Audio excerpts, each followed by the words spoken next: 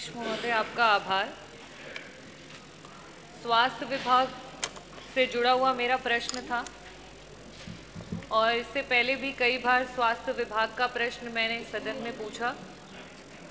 अध्यक्ष जी, मैं यहाँ आज प्रश्न पूछने के लिए नहीं, अपनी पीड़ा व्यक्त करने के लिए खड़ी हुई हूँ, क्योंकि इससे पहले भी कई बार स्वास्थ्य विभाग माननीय मंत्री जी हैं, उप मुख्यमंत्री एवं स्वास्थ्य मंत्री जी, और जितनी मेरी आयु होगी उतना अभी तक का मंत्री जी का राजनीतिक सफ़र रहा हुआ है, बहुत ही एक्सपीरियंस्ड है।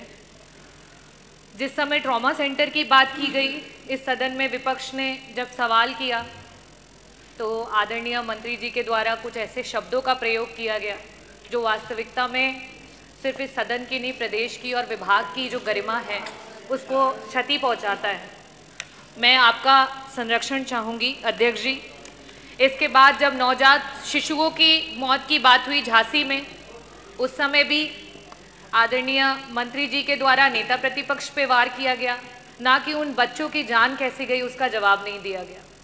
अभी हाल फिलहाल में वापस से जब स्वास्थ्य विभाग पे चर्चा हो रही थी तो श्रद्धेय नेताजी पे टिप्पणी की गई, जहां उनसे रिलेटेड कोई बात नहीं थी, और साथ ही साथ एक विशेष धर्म के लोगों पे कॉन्ट्रासेप्शन के ज्ञान को दिया गया जिसकी यहाँ कोई आवश्यकता नहीं थी। जब मेरे द्वारा इस सदन में मंत्री जी से प्रश्न पूछा गया है, कहीं ना कहीं मंत्री जी आहत हो जाते हैं या उस विभाग के या उस प्रश्न के जवाब उस अनुसार या उस अनुकूल नहीं रहते हैं कि मंत्री जी के द्वारा इस तरीके की क्रियाएं सामने आती हैं।